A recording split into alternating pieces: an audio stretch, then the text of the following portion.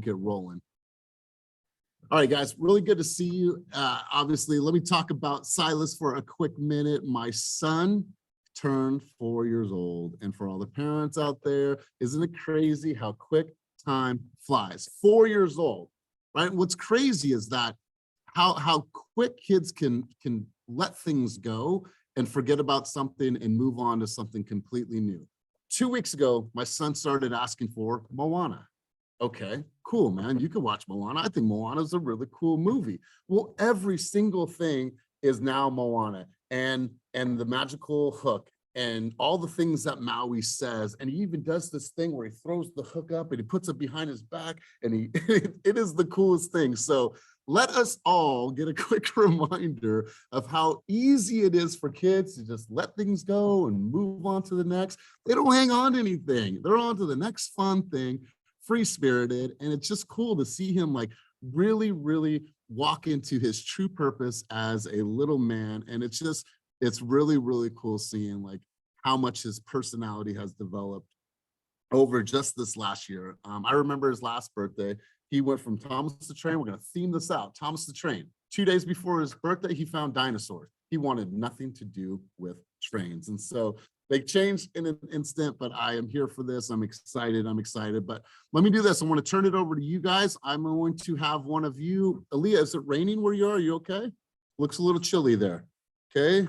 I'm gonna turn the mic over to one of you. Let's do this.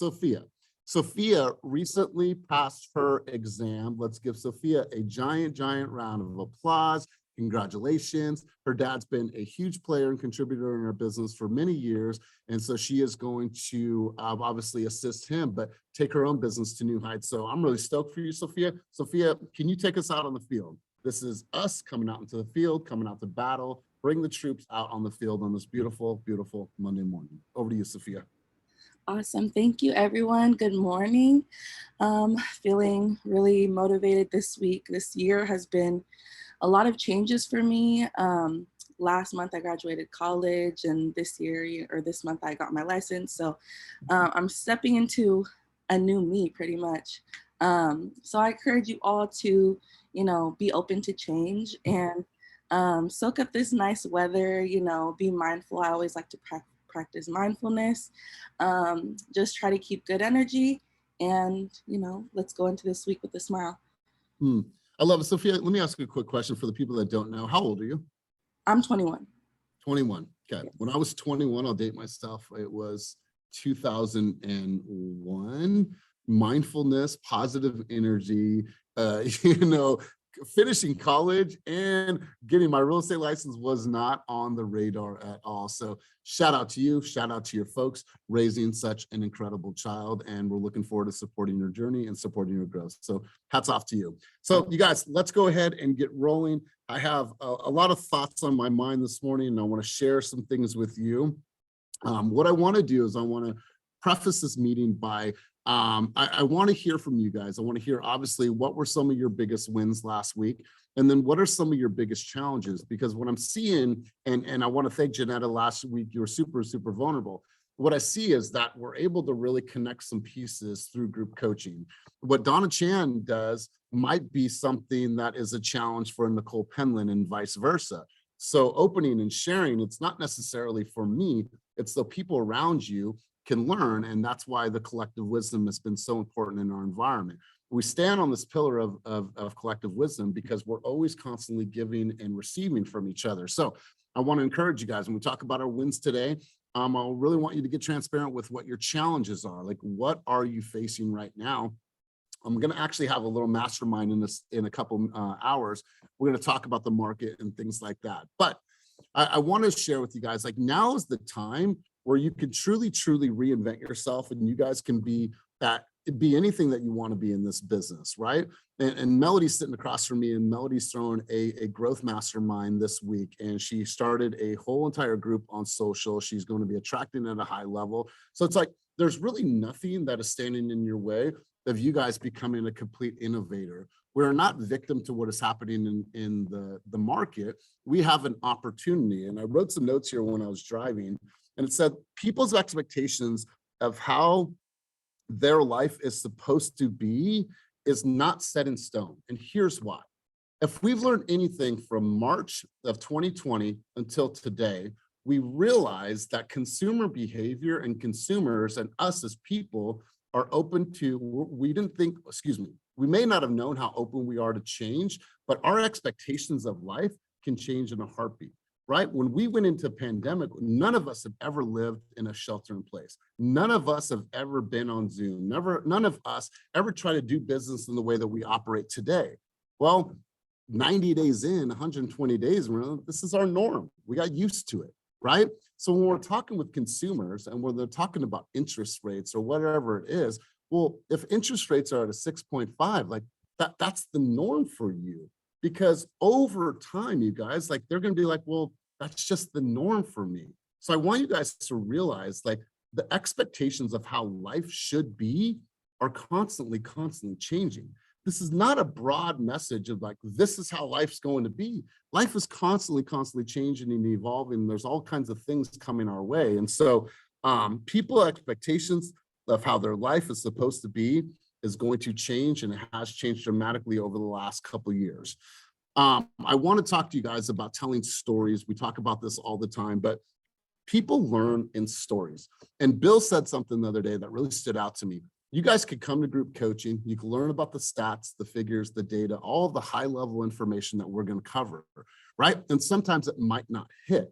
Well, if you were able to take that information, say, you know what, how can I flip this information into a story that I tell Kaleem?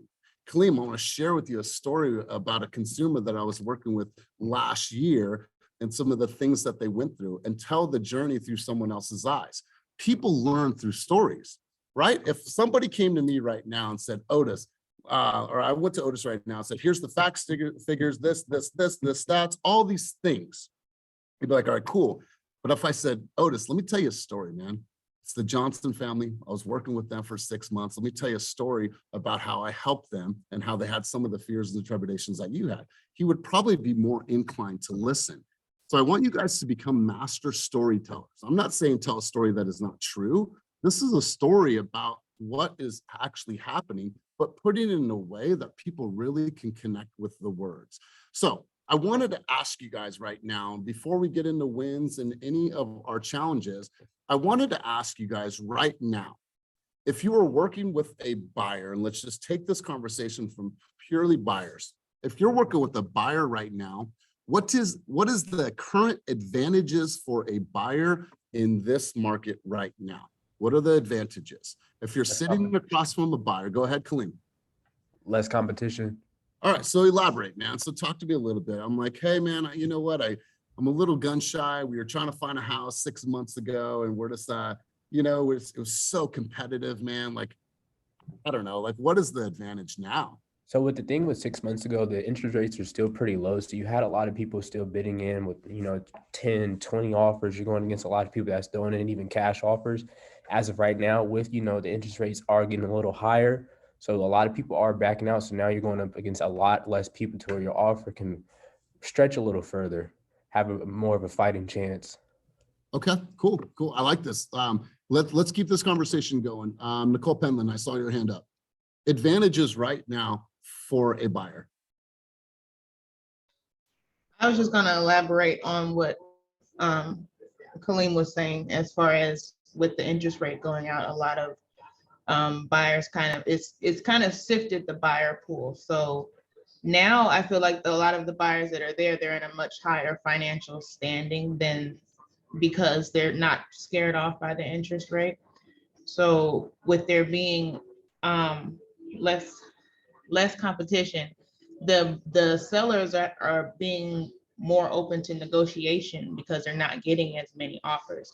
So an example, I just for a buyer, and I'm so excited. Everybody send me all your vibes, because this might be it. I'm gonna cry. But yeah, I have a buyer. She has a nice size down payment because of a sale that she made last year, and she's been getting outbid like big time. So there's a property that's been sitting on the market for a while because when it first went on the market, it was before it, things shifted a bit. So they were getting more activity. Then once the buyers kind of fell out and it was sitting for a while, once properties sit a little longer, there's less interest because people automatically think something's wrong with it.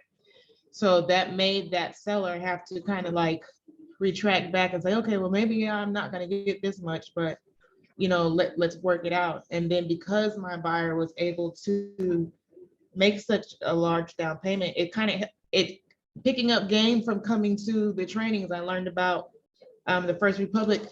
I got Eric gave me Pippi Sue's contact, so she was able to help my buyer get a 3.95% interest rate because she's able to put 20% down, so that made her a lot more competitive as well.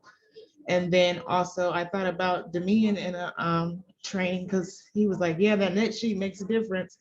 So by me giving my buyer that net sheet and actually going through the MLS and showing her like, you're not getting worked, this is a good deal, we might be signing today. Hey. Yes. And Nichole, obviously I hear something in your voice. I see the emotion. We're here for you. And I can see it. Obviously, you're probably filled with emotion. You're probably filled with tons of excitement for your consumer. And I know it's been hard out there. So appreciate you sharing, you guys. Let's have this conversation. Let's continue to stay here. What are the advantages for a buyer right now in today's market? And please take yourself off mute. I want to hear from you guys. What are the advantages for a buyer in today's market right now, today? Chris, go ahead, bro. Oh, sorry. Yeah, they're just a lot more capable of attaining a property without having going against multiple offers. So, the controls in the buyer side I'm seeing on a lot of properties here in Sacramento, the $500,000 range has gone up a lot. And I actually got a client from San Jose in escrow for $490 on a property here in Sac, and we got them to pay off $11K lien on their roof. We got $5K seller credit after they just reduced the price by 10 grand after being on the market 1 week. So after talking to the agent, I realized that they're in escrow another property. So him telling me that was like, okay, let me get more money back from my buyer. So, it's a lot simpler and a lot easier process. So now I'm going back to buyer leads that I've been working with that's been struggling and letting them know what's going on. And, facts tell, stories tell. So, make it happen. Bring your buyers out there and negotiate, will and deal, and get them a good incentive on a property right now.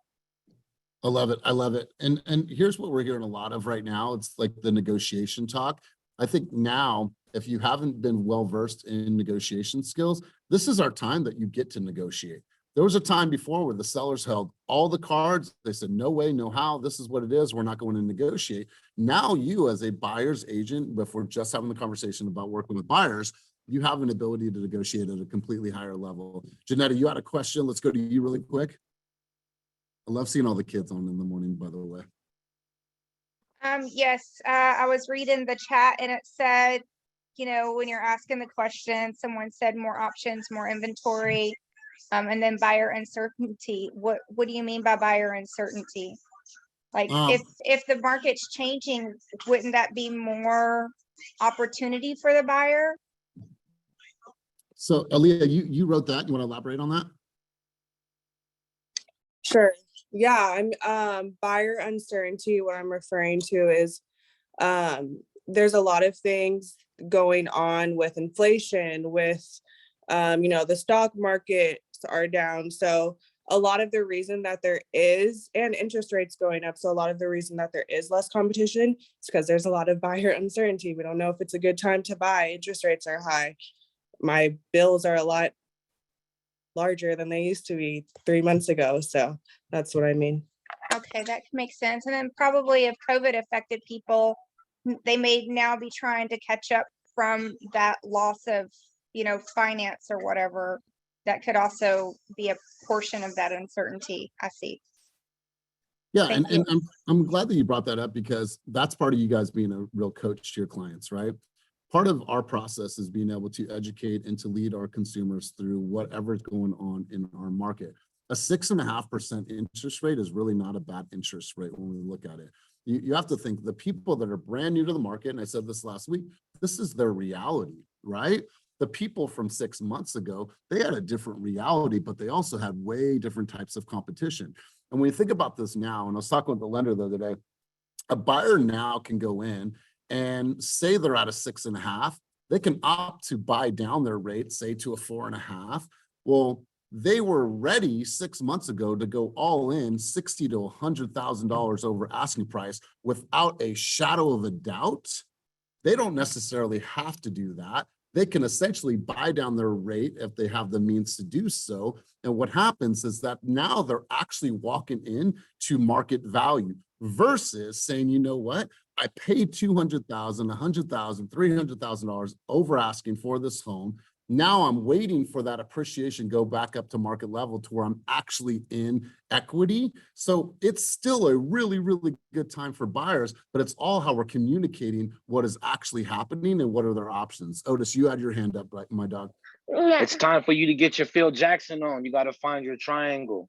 Like Ernesto just said in the chat room, knowing how to buy down, talking with your lender. So you can get schooled up. Now is the time for you to inform your buyers. Now is the time to reevaluate your buyers consultation, to talk to them. Now is the time to inform. You have to inform yourself so you can inform your clients. Love it. Absolutely. Absolutely love it. What are some other benefits of a buyer buying right now? Anybody else? Anybody else want to chime in on this? And don't be shy. Go ahead, Cam.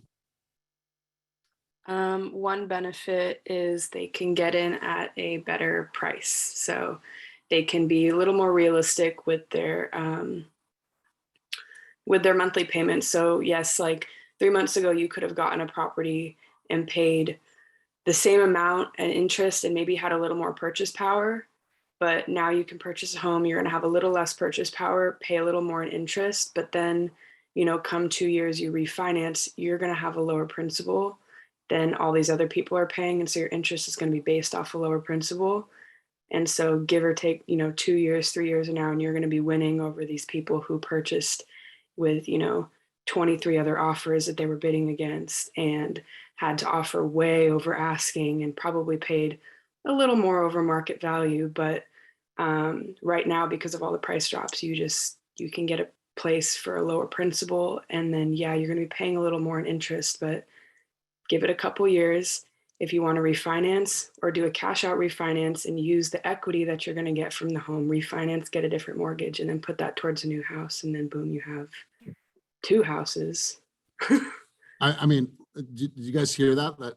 That's so powerful how you phrase that and how you put that together, because that's spot on. Because somebody that purchased last year definitely bought the house and bought their principals way higher because they put in so much more than what the house was actually worth, but they had a lower interest rate. So you're actually right. Like this probably is the better scenario for somebody. And remember what we said last week, you guys, you marry the home and you only date the interest rate, right? You only date the interest rate. That interest rate after 2 years, you don't like it, then scrap that one and go find another. Cam, I love how you just put that all together. Jeff, you had your hand up, big dog. Yeah, I was going to say that it's going to make sense for you to refi. For a lot of people that bought at a certain time in the past, a couple of years ago at 2.75, they're going to be in a real predicament. Like, do I want to get out of this great rate? For people that are buying at this point right now, it's just going to make sense. There's not going to be a second thought when you want to do a cash out refi and you want to go maybe invest it somewhere else. Or if you just want to refi in general, it's going to make sense. It's a part of the game plan. Now you structure the whole entire thing saying at the end of this, you know, I'm still going to be a realtor after this. And I want to come up with a game plan for after. And we want to make sure that your credit profile stays the same. We can increase it. We can make sure that you're in a place by the time these rates do effectively change, you have the ability to take advantage of it. It's going to make sense for you. Whereas before, they're going to be in a predicament. Like, I may not want to refi, but it would be a good thing for me to take out that $200,000 equity that I have. I love it, Jeff. I love it. Donna Chan, you had your hand up. Yeah, so the advantage of being a buyer right now is sellers have urgency. They have FOMO that they're worried that they really missed the opportunity to get these high prices. So when you have sellers predicament shifting, the mindsets of sellers shifting, the buyer's advantage is now you get to go in there like contingencies. Like I just wrote an offer. I'm like, we're holding a contingency on this. Whereas before in the past market, you know, we have to educate you in order to go in on an offer fully non-contingent. And the reason why is you need to be competitive with all the other 15, 20 offers right now. So, and then as I do both sides. So when I see list the sellers right now, I just had a conversation with the seller. I said, the reality of the market is, it's the reality of the market. There's nothing that we can change about it. And it's exactly this offer that was presented. I know it's not ideal of what you wanted and what we thought it would project to be, but it's reality that this is what a buyer thinks that your value is worth right now. And so when you have those conversations, now the sellers understand and the buyers understand that, hey, buyers have a little bit of more of a stronghold, and because you're qualified and you know exactly, interest rates are like you were saying, you're dating the interest rate right now because it could literally skyrocket up, or it could plateau, stay where it is for the next couple years, or it could literally go down. We don't know that, but if it's right time for you to buy now, let's move on it, right? Because at the end of the day, a lot of those people that were the buyers that were in the pool 6 months ago, those are really having a reality check because they're literally sitting back on the fence because their expectations were here. Now their prices can be only here, right? They were able to afford champagne. Now we got to go back to beer for a little bit, but you know, and that's the reason why, you know, when you have those conversations with these buyers, and like I said, we just had a buyer's consult the other day, and it went really well because they're like, wow, now we understand the predicament, how it is. And I've said, if it's the right time for you and you're shopping right now, that's the right time for you to buy. Let's go and move on to, yeah. So, so it's a great opportunity. It's, you know, I appreciate the insight. This is their reality right now. This is their current reality. And I'm loving what I'm hearing from everybody. Let's hear from 2 more people on the subject and then we'll switch gears. Who else wants to provide their thoughts and insight on what are the advantages of buyers and sellers, or buyers right now? We're only talking about buyers right now. Let's hear from 2 more people. Please take yourself off of mute. Don't be shy. It's okay. Let's see, San Francisco property consumers. Can you take yourself off of mute and respond to what you just typed? Because that's quite a bit. I would rather you just talk about that. San Francisco property, there you are. Hi there. Hi there. Let's hear you talk about what you just wrote.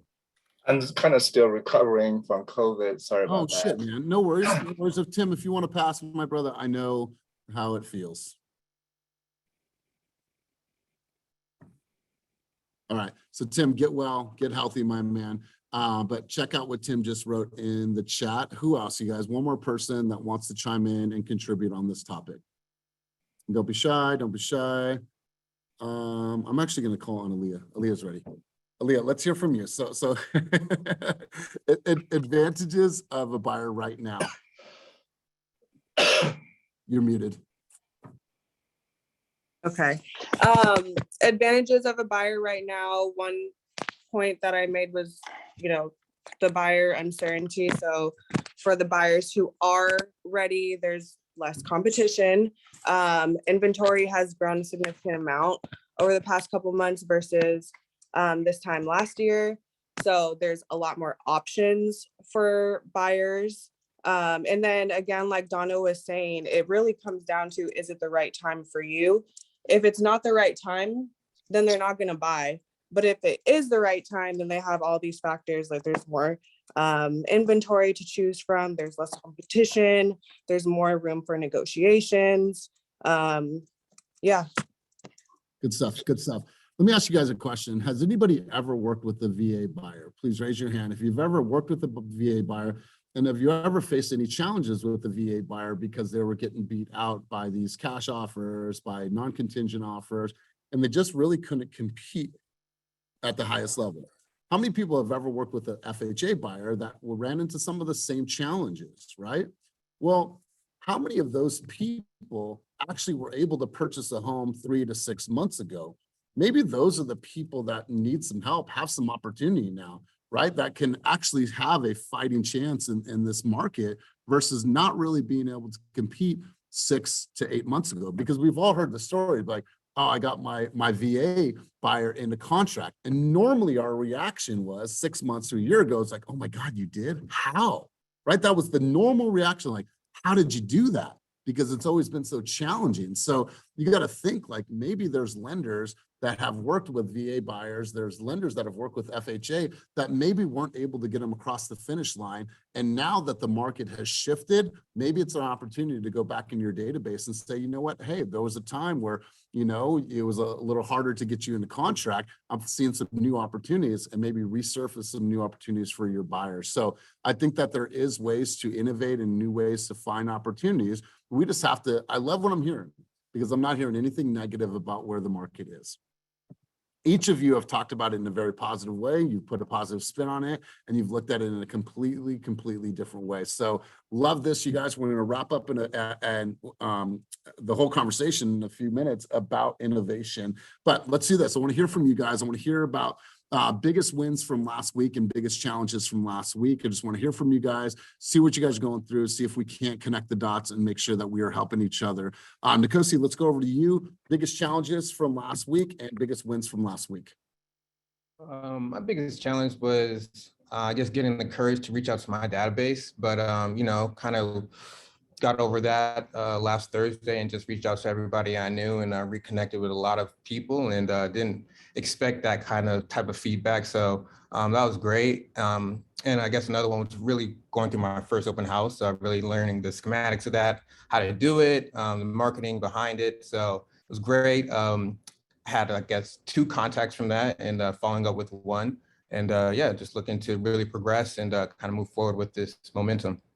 And when you called out to your sphere, what was their reaction, man? Like I know that you were probably nervous about it, but they were probably receiving it really well.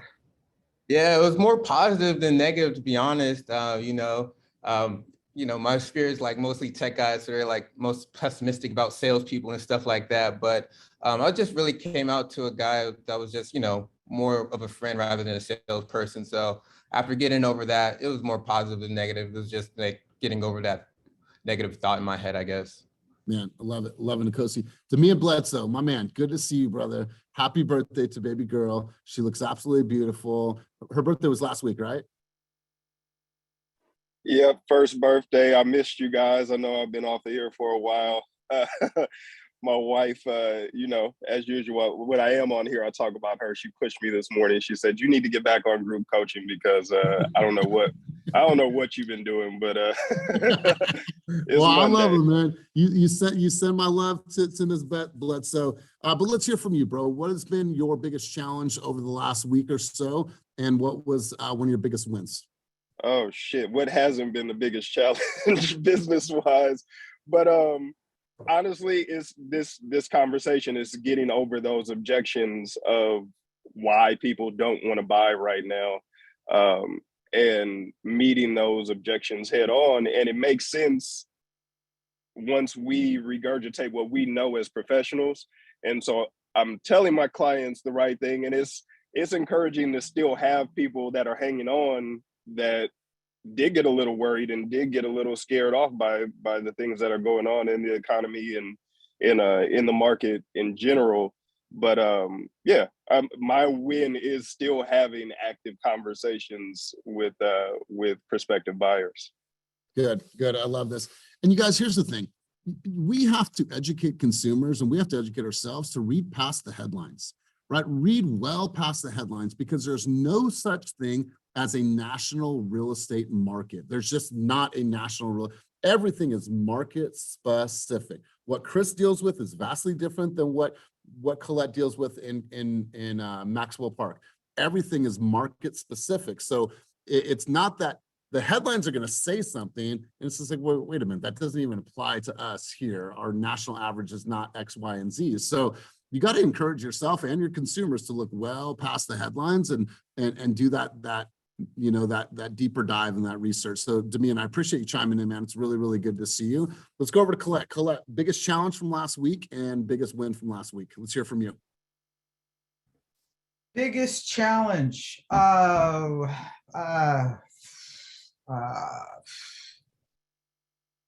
not sure what my biggest challenge was. but my biggest win was just kind of closing up shop on the my listing in Santa Clara. Met with the buyers down there and the buyer's agent and got them all oriented to the smart features on that house. And I think we're going to close tomorrow. Got a couple more listings coming up. Great listing on 90th Ave, guys. I know it's deep east, but it's the best house in East Oakland. It is huge on a double lot. So if you got a buyer for that if they're going to throw down $1 million for a house, it's a lot of house. 3,000 square feet, 11,000 square foot lot, just 6 bedrooms, 3 bathrooms. It's a lot of house for the money. So keep that in mind.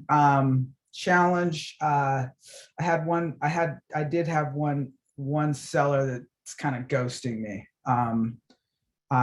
So just following up until they tell me not to. Calling, texting. I sent a card in the mail. Guys, okay? I'm concerned. Just, you still want to sell your condo? What's going on? So that's it. Thank you. And I think too, it's like, and we'll have the conversation about sellers next week. It's like they are scared of what they are seeing and what they are reading.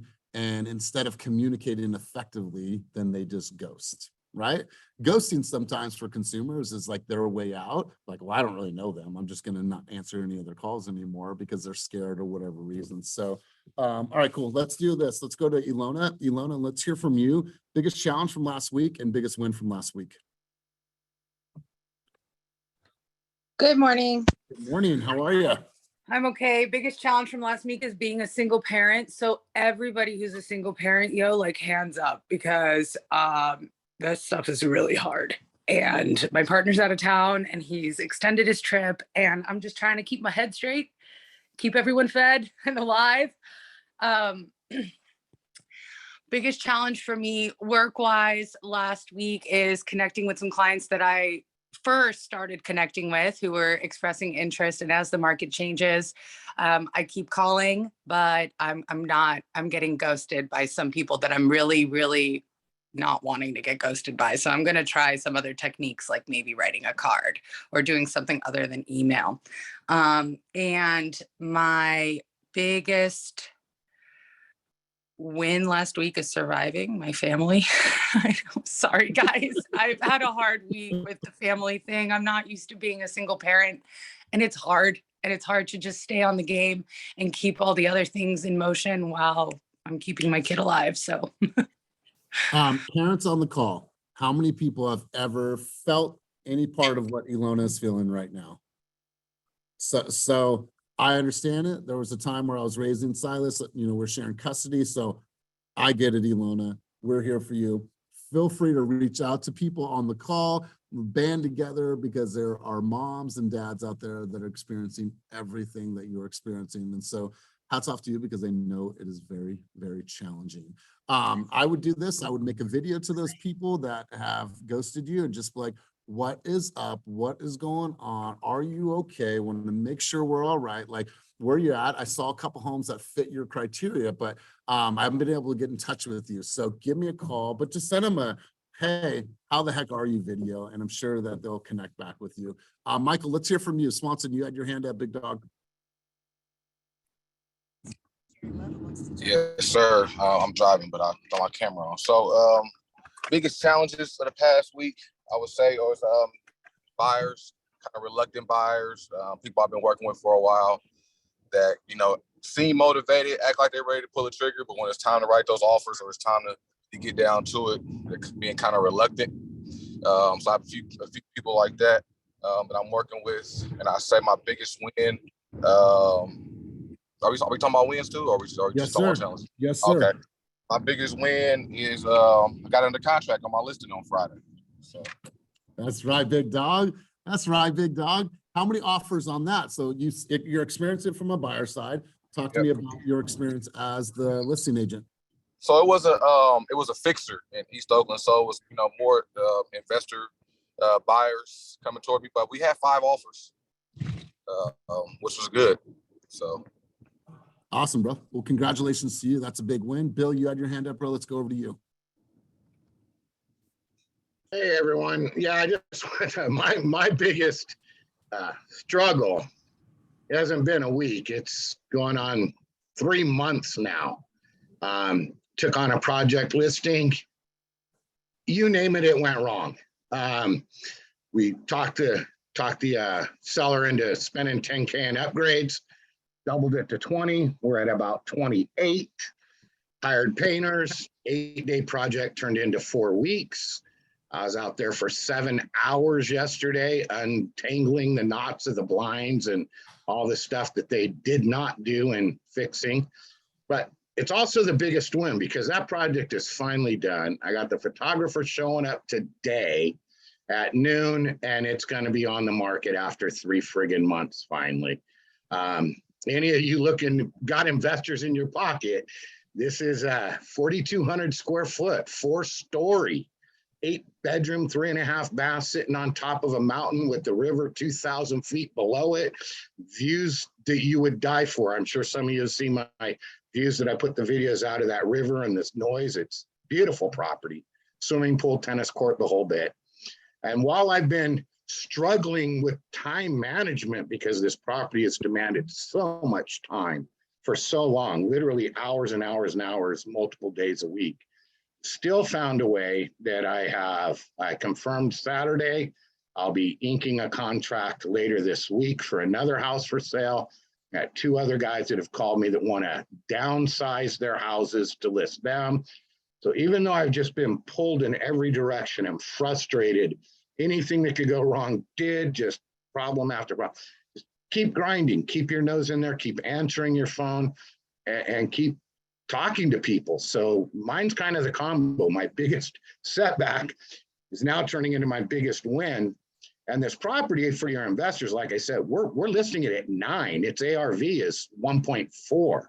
It needs about 200K still in cosmetic only. We got all inspections done, everything. It's structurally sound, but we're pricing this property to move. So Beautiful. Thanks.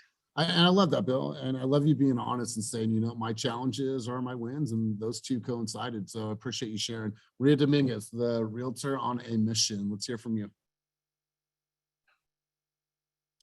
You're muted, Boomer. I got it, boo. Well, I'm out here on my patio because my HVAC, they are working on it. I'm getting a brand new one. Yay. Yeah. So my biggest challenge last week was my energy level. I was like tired last week. Tired. I don't know if it's prospecting boot camp and it's life and it's the heat up here in Sacramento.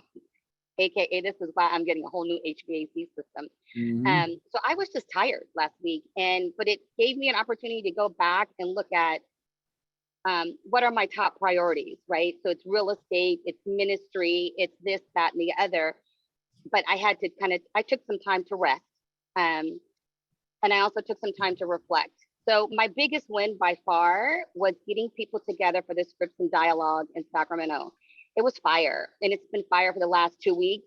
And, shout out to my peeps that are showing up. I mean, we decided, Chris, Hennessy, Nias, and I'm missing someone. Oh, Sakia, hello.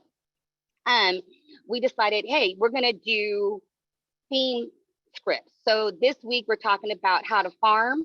We have a title person coming in briefly to use that app. Let's have that conversation. What's gonna work?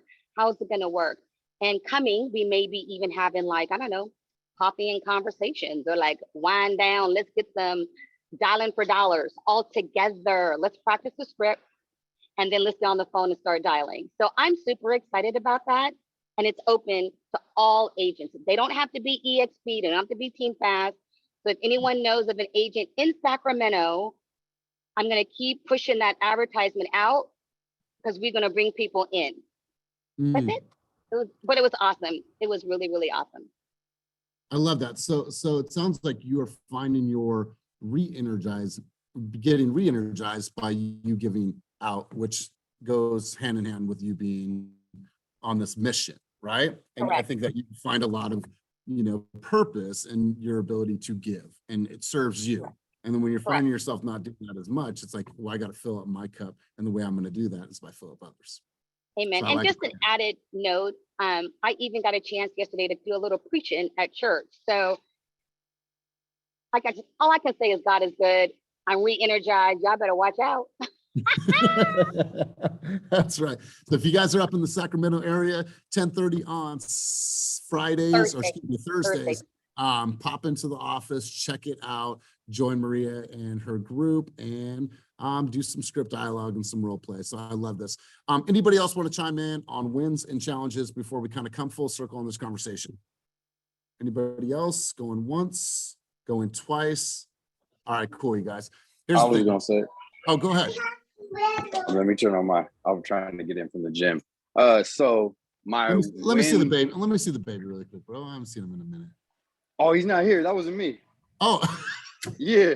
I was like, oh man, the baby. I was looking around like, oh yeah, do I got a baby? I gotta look out for it. Who you put me in a different space? maybe someone else's baby on the line.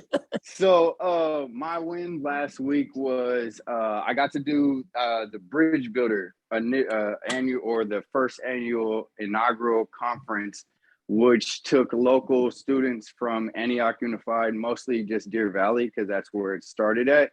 And we got to speak to them about financial literacy, things that we didn't learn when we were young. So I got to present becoming a realtor and just speaking into them. And it was so cool because it was like they were asking questions. They were so like engaged, but to be able to give and to be up on the stage like that, I thought I was going to be a lot more nervous, but like it flowed because it was something that I was in my zone. And kind of, I'm reading Ninja Selling. And so they talk about the flow and like being in the flow. And I was really, really in the flow in those moments. So that was a big blessing. I really, really loved it. As far as challenges go, just trying to get people like closing. I'm doing a really good job of the prospecting, the initial call, though, like how we used to talk about with Zillow, that first call, and then like the second call, the third calls, like those ones start to taper off. So right now, when I'm calling prospective sellers and things like that, I'm getting them to be able to have me send them out the CMA, but like the next following steps to like organically rein them in, that's where I'm having my most amount of troubles. And it's growing pains. It's going to be me just staying in it, staying in the fight, staying around people, listening, always at the office. But that's my thing right now, is that like the closing aspect of bringing them in, that's where I'm hitting a roadblock. And so, and who are you talking to? What resources are you tapping into? So right now I'm using the open house. So as far as buyers, so I did my open house. And then for sellers, I've been going through ORTC. They have smart lists, and I've gone through absentee owners. And so they're mostly out of state people. And so then I use Skip Matrix to then upload that CSV so that they can then give me all of their numbers. So I'm getting directly cost per time of number is really, really high because I'm actually getting and talking to them, but like, they'll be like, oh yeah, send me out the CMA. And so I'll put it together, the CMA, I'll send it out to them. And then those following steps and trying to, gather the additional information of, would you like to sell and things like that. That's where I'm falling in. Okay, well, let's connect, bro. I think I can help you in a couple different ways, man. I want to make sure that I help you. But I saw your stories last week, bro. It's super, super inspirational, man. Like super inspirational, seeing you up on stage with all the books and like telling your story and giving back, because I know you have so much to give back, man. So good stuff, you guys. Let's hear from one other person before we close out. And then Nichole, is that a new hand or is that an old hand? So Nichole, rapid fire before we move on. With the scenario you just gave, Jeff, what if before you sent them the CMA, you showed it to them and explained it to them over a Zoom and then told them you were going to send it out after so that they have it for their records? But while you're having the conversation and explaining it, you can assess how they feel about it. I like that.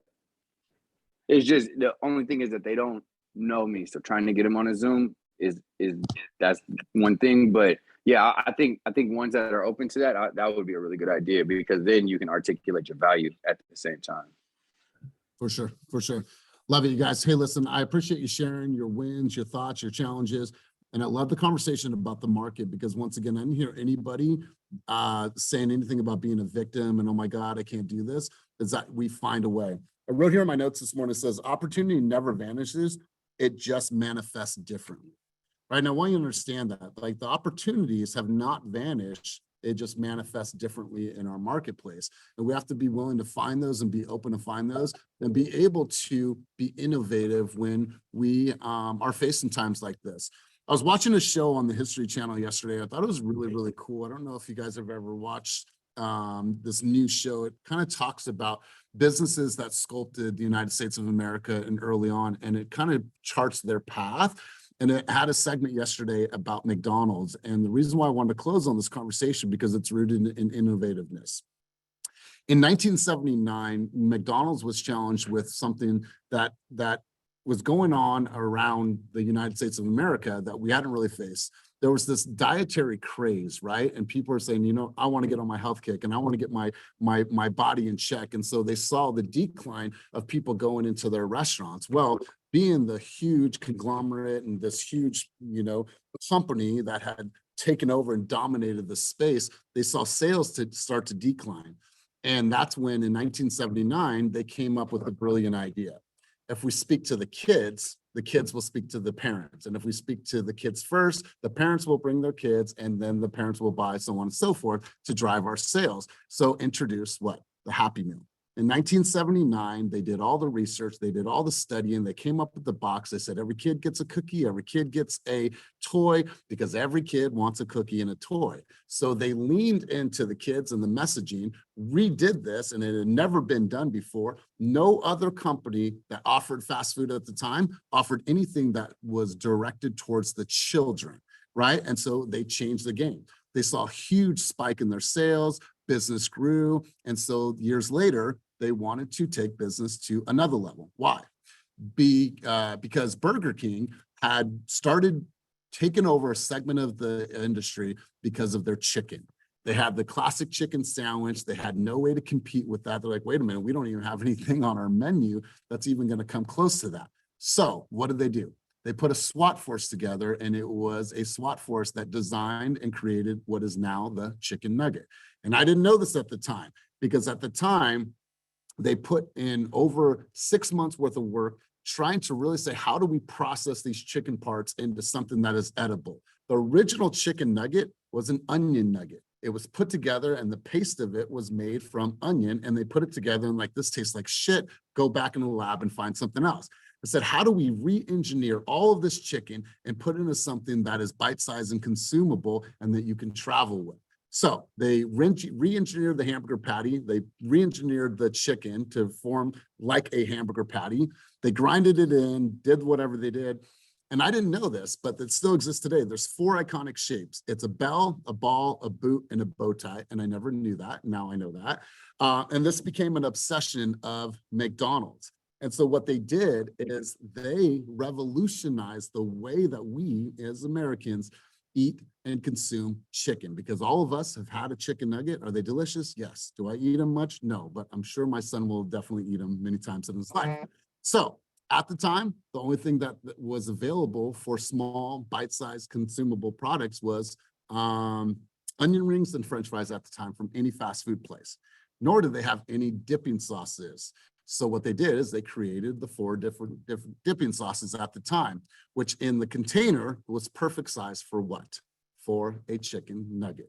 And so when you think about this and how many millions and millions and millions of transactions they've done from selling chicken nuggets, they have 37,000 restaurants, 27 different countries. They're the king of fast food, undisputed. And they had a time where they said, you know what? We are either going to see our company decline or we're going to find a different way. So the message today, you guys, is just find a different way. Create your own fucking chicken nugget story. I don't care what it is. There's a winner in every single market. You guys just have to find a way. Thought it was a cool story. I watched it last night. I'm like, okay, cool. My mom's like, before she left, are you taking notes? I'm like, yeah, Mom, I'm taking notes because I want it to be something that I share with the team. 20% of their sales in 1980 came from chicken nuggets. 20%. It's a huge portion of their business. So want to leave you guys with that. You guys have an opportunity to be innovative. So go and innovate in a time where things have shifted around us. All we have to do is just shift our messaging. So we want to go to a couple key people. We go to Marcus Grogans. Marcus, let me hear from you, big dog. What were some of your key takeaways from your time with us today? Honestly, it's just nice to hear a different perspective from agents on a different team.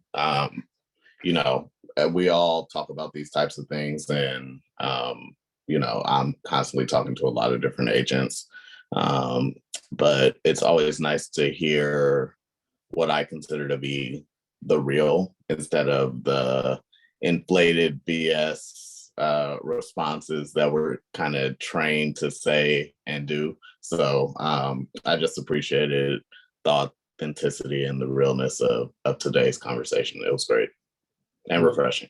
Well, Marcus, it's good to see you, my man. Is that still a climb photo on your still? Is that an old climb photo? Yeah, I hate taking pictures. So right. Hey, bro, it's still a good photo, my man. But here's the thing to expect in this environment, whether you just stay on as a guest or whether you join our team, we always try to find the way to convey a message that is definitely 100% real. So I appreciate you identifying that and recognizing that. And thanks for being on today. Let's go over to Thank Sam. you. Sam, takeaways from today's sesh. Yeah, just find your own each unique way and make it a success. Right. Go out there and create your chicken nuggets. Theresa, let's hear from you. Theresa Davis, let's hear from you. Key takeaways from today's session together. The key takeaway session, it was a couple of them. There are a couple of different things. Having recently dealt with COVID, I'm struggling with energy. I'm struggling with motivation. I'm struggling. And so I need to just go back to the drawing board and tweak some things and get back at it. That's my key takeaway. It's like, it doesn't have to end. You just have to go back and give it another shot. Just like with a chef, they have to adjust the recipe a little bit. Until they get it right. And so, yeah, that's where I am with it. I'm going to keep on keeping on and as long as I can. That's right, Theresa. Here's the thing, and I'll be brutally honest. I had COVID a couple weeks ago. Last week, I got sick again. My throat got sick. Yeah. And when I had COVID and then I got a little bit better, my eyes were affected. It was like my vision was a little bit blurred. Yeah. So it was challenging. So know that you're not alone. We've gone through that. I've gone through that. So if there's anything I can do to help out, let me know. But this is the time where we still find ways to keep ourselves productive. And Theresa, I think you're doing a really good job showing up. Your energy level has been high. You have the excitement and enthusiasm for this business. So we see you. Even though you were sick, you still showed up in a big way. So we're here for you. Anything we can do to support you, let us know. Let's go full circle. Let's have Carlos take us off the field. Big dog, Carlos, key takeaways from today's session. You just have to adapt, right? Times change and it's how you handle it. You just got to adapt it and change your strategy and just keep moving.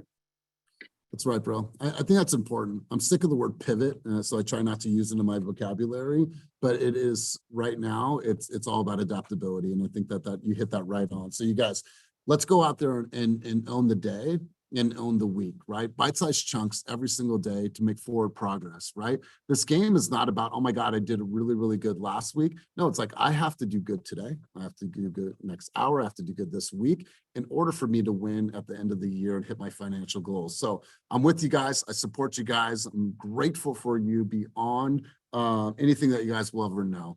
So have a wonderful day. If you need anything at all, let me know. I will be out of the office on Wednesday afternoon, Thursday, and Friday. We're doing an event at our new SoCal office. So if you know any people that are in Southern California, would like to attend our event, let me know. The link is on my social, or you can just hit me on Slack.